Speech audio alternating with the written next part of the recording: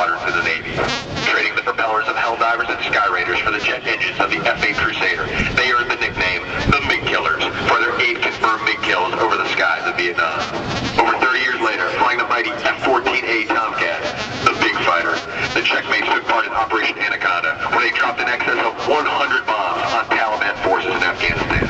Now, flying the FA-18F Super Hornet, VFA-11 is one of two-seat Super Hornet squadrons in Carrier Wing 1. Their sister squadron, the Red Rippers of VFA-11, are the oldest continually active fighter squadron in the United States Navy.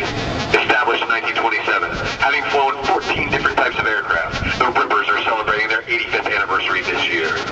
During World War II, the squadron took part in the invasion of North Africa, downing 14 aircraft from Vichy, France, and later launched the first strike missions over Tokyo. 7 hours after 9/11, VF-11 emergency launched all aircraft to meet the USS John F. Kennedy and take part in Operation Noble Eagle off New York City. Only 6 months later, Red Ripper air crew dropped the F-14's first GPS-guided bomb on Taliban and Al-Qaeda positions in Afghanistan.